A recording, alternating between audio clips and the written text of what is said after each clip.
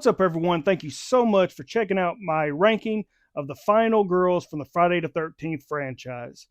This is a video that I've been wanting to do for a while now, and here it is, Friday the 13th. So I was like, hey, why not do that? Why not go ahead and put it out on this day? And also, if you're watching, to my beautiful wife, happy 21st anniversary. Yes, 21 years ago, me and my wife got married. So happy anniversary, babe. But she don't watch this channel. But anyway, yes, the Friday the 13th films are one of my personal favorites from the horror genre, and I just have a fun time with these. And I was sitting here thinking the other day about, where I would put the final girls. I never actually really thought about it. And then the other day when I realized that, hey, my anniversary is on Friday the 13th, I was like, I can't miss this opportunity. So let's get into it. So here we go. All right, coming in at number 12, dead last of the final girls, is none other than Rennie from Friday the 13th, Part 8, Jason Takes Manhattan.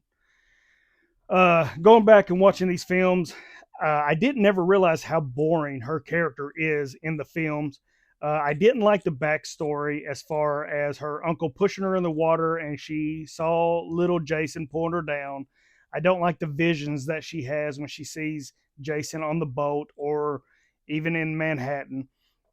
But I just feel like her acting in this film, she was just there. Like, it don't even feel like she wanted to be there. I don't know any other movies that she's been in. She may be a better actress, but in this movie, her character was weak. I didn't feel like she had any connection with any of the characters, even her love interest in the movie. And she was just boring. Like, her backstory was boring. She didn't really show a whole lot of emotions, and the only thing she did in this movie was throw the toxic waste in Jason's face at the end. But other than that, she was pretty useless. So, yeah, that's why she's coming in at number 12. Okay, coming in at number 11 is Jessica from Jason Goes to Hell, The Final Friday. I've never liked this movie, and I've never liked this character. Once again, we're going to go back to Jessica is just a boring character. I don't like the plot of all of a sudden now she is related to Jason Voorhees. I don't like the fact that they gave Jason a sister. And her dynamic with all the other characters I feel in the film is, once again, there's no chemistry. And I know they're wanting us to root for her, but the way that she treats Steven through the entire movie, she just comes off like a total B word. That's the way I could say it. Yeah, she's very unlikable in my opinion. And, going back and watching this film, she doesn't really do anything till the finale of the film. And I hate the whole plot of them throwing the dagger at her, and as soon as she catches it, it lights up. And of course she gets the final blow on Jason, but it's just the fact that she's so unlikable and dim-witted, I feel like, in the movie, to where she don't believe Steven over anything. She could see stuff with her own eyes and she still don't believe it. She don't trust Steven. And then even after she sees Steven and Jason fighting, when Jason's going to hell and he's trying to pull Steven down, for a minute she just hesitates and sits there and watches the father of her kid just sitting there getting pulled down to hell, and she's just kind of like, should I help? Yeah, I guess I'll help. And then they try to give you that satisfied ending where, I'm not talking about the Freddy hand pulling Jason's mask in or down to hell, but where they're walking off in the sunset. Care less. I mean, like, I'm sorry, but I'd be like, hey, look, you're gone. You ain't believed me this whole entire time I've tried to tell you. But yeah, I just didn't care for her character at all. Coming in at number 10 is Whitney from the 2009 Friday the 13th remake. Whitney's not a bad character. I think her acting was good. Her and her brother had a good chemistry through the film, but she didn't really do a whole lot. She's more of a prisoner of Jason's. Jason's got her chained to the bed, and he's kind of got her captured because she resembles his mother. Like I said, in the opening act before the credits and everything, I think her acting is great. Like I said, I think she's a really good actress through the entire film, but that's where she shines, is at the beginning. And then, like I said, the middle, she's just pretty much chained up. And then at the end, she kind of pulls a part 2 ending to where, she kind of holds up the necklace and she's like, Jason, and she's kind of distracting him about mother and stuff. But she's not the worst final girl, but she wasn't able to do a whole lot. I think if she would have had more screen time to where she was able to fight back a little more and not just be chained up, I think she'd be lower on the list. But anyway, yeah, Whitney. That's why she's coming in this spot because, like I said, she's not the worst, but they didn't really just give her a whole lot to do. Okay, coming in at number 9 is Rowan from Jason X. Right off the bat, the reason I'm ranking her here is because, once again, she's never really went toe to toe with Jason except for the very beginning of it. Having said that, like once they're in space and she wakes up, um, she never got that final fight with Jason, but she's intelligent, she's smart. Like I said, she was able to get her get Jason at the beginning. She told the guys that was like, this is Jason's our property now and stuff. She's smart to where she knows what could happen and what did eventually happen. She was able to trick Jason to get him to go into the freezer and freeze him and stuff. So like I said, she's got a good head on her shoulders. Now when she gets woken up in space, like I said, she pretty much was the informer. She was telling everybody what Jason is, uh, what they need to do, and stuff like that. But she never really had that one-on-one battle with Jason. So, like I said, I like the character, but I think if we would have seen a little bit more of her taking control as far as uh, taking on Jason instead of just telling everybody about Jason, I think she'd be lower on the list. But yeah, not a bad character. Okay, coming in at number 8 is Pam from Friday the 13th, Part 5. Uh, First thing I gotta say, Pam is very beautiful, and it's that daggum pink sweater. That's what everybody always points out. But no, that's not why she's getting ranked here. In all honesty, I like Pam. I like the fact that she seems to care for the kids, but uh, pretty much through the entire film, all she's doing is running and screaming. A lot of scenes of just her running and screaming. Her and Reggie the Reckless. Like I said, she's a good protector, and we do finally get that battle with her and Roy at the end of the film. The fake Jason, when she's got the chainsaw stuff. So she is a fighter, but like I said, a lot of the film is just, as far as the finale, is just her running in the rain and screaming. I mean, pretty much it. But not a bad final girl. But like I said, to go up against Roy, she did a good job. But I don't think she would have lasted long if it was the actual Jason. Okay, coming in at number 7, and here's where I'm going to get the hate, is Alice from Friday the 13th, the original. Alice has never been one of my favorites.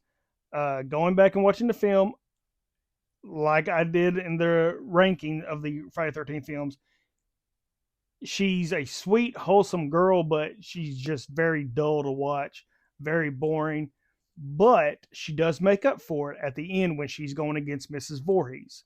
So, like I said, you can't take that away from her. She went one-on-one with Mrs. Voorhees. She stood her ground, and of course, she did the iconic chopping Mrs. Voorhees' head off. So, I mean, that right there scored her some really good points. But as far as just a character, like I said, it's one of those things where she was just too wholesome and not doing a whole lot. But like I said, you got to give her props for going one-on-one with Mrs. Voorhees. But hey, she's the first final girl in this franchise. So, I mean, kudos to her. Okay, coming in at number 6 is Lori from Freddy vs. Jason. Now, I like Lori. I think she's a good final girl. She's smart. She fights back. But I feel like she's more against Freddy, which, I mean, if you've seen the film, you know she is. She's got more of a backstory with Freddy. So if I was ranking like the Nightmare on Elm Street, she would be close to, in the top 3 or whatever. But when it comes to as far as ranking as a Friday the 13th film, that's why she's in this spot, because it was almost like her and Jason teamed up. But like I said, she had the intelligence of, going to sleep, getting put to sleep next to Jason in the van so she could bring Freddy out. So that's what I say. She's an intelligent final girl, but it was more of the battle between her and Freddy. It was never really between her and Jason. But like I said, good final girl. Thought she fit perfect in this film. I like her acting. But yeah, that's why she's coming in at this spot because, like I said, it's more about her and Freddie. All right, coming down to the final five. And coming in at number five is one of my favorites, Megan from Friday the 13th, Part 6, Jason Lives. I like Megan. Not only is she a beautiful actress, but I like her spunky attitude in this film. I like the chemistry she has with all the characters. Her and her dad played off good. Her and Tommy Jarvis played off good with each other. I like that she helps Tommy. And one of the things that really impresses me is toward the end when Tommy's trying to get Jason out in the water and Jason busts in the cabin with all the kids. She just turns around and just books it toward the kids in the cabin. She don't know what's waiting on her, but she knows Jason's coming, but she's there to protect them kids. And then she ends up ultimately at the end saving Tommy, pulling him out of the water. And then, of course, Jason grabs a hold of her foot at the end and she starts the motor up on the boat and puts the propeller right in Jason's face and uh, cuts half of his mask off, which we see in part 7. And yeah, like I said, I think Megan's a tough final girl. So that's why she's coming in at number 5 because I thought she kicked butt. And she's one of the more likable final girls in this franchise. Okay, coming in at number 4 is Chris from Friday the 13th, Part 3. Um, I like Chris. This was one of the first films I ever seen from the Friday the 13th series. And I think she's a good final girl. She puts up a fight. She ain't going down without a fight. I mean, there's a lot of running from Jason, and this is where Jason was actually running as well. But overall, I think as a final girl, that's why she ranks in the top 5 because she, once again, we're going back to she has the intelligence and like she's perfect as far as setting up traps, as far as like when she thinks she's got Jason down, and they always say, "Oh, you threw the machete down, he's not dead." Like when she hits him with a shovel in the barn and he falls down, she grabs that noose, puts it around his neck, and shoves him off. I mean, she's gonna make sure he's dead. And then just like her hiding, like when she got out of the window, when Jason's chasing her upstairs, not only did she stab him in the leg, so that counted, but when she gets out of the window, she could have ran off down the road, ran into the woods, but no. What she do? She picks up a big old board, or a log, whatever, and she waits for him to come out, and bam, smacks Jason in the back of the head. Uh, and then one of my favorite spots is where she's in the van, and the van starts giving into the bridge, and Jason grabs her, and what does she do? She does that classic roll his arms up in the window. I mean, like I said, she's a fighter. I like Chris. The only thing that holds it down is her backstory, as far as I don't want to say the word, but Jason tried to have his way with her, I guess. That didn't make any sense to me. And the flashbacks, like, wouldn't he have been wearing what he wore in part 2? But in the flashbacks, he's wearing what he just got in part 3. I know we're not supposed to be trying to make these movies to be legit and trying to follow the timeline because then you're screwed up. But that backstory I just didn't really care for. But like I said, wonderful final girl. And I just wish we could see what happened to her after she drove off, laughing hysterically and stuff. I'd like to see, what they did with her storyline. But anyway, that's why she's coming in at number 4. Okay, coming down to the final 3. And coming in at 3 is none other than Tina from Friday the 13th, Part 7, The New Blood. I like Tina. I know a lot of people gripe about her being the Carrie of Friday the 13th, but say what you will, but Tina puts up a fight. Tina smashes not only a light into Jason's face and knocks him through the steps, she sets him on fire, she puts the nails in him. She also throws a freaking roof on him, when he's on the porch. I mean, and she even tried to drown him and then throws the cable go into the water with him and electrocutes him. Tina puts up a fight. Yeah, it's not the best Friday the 13th film, but I enjoy this film. I enjoy the battle we do see between Tina and Jason.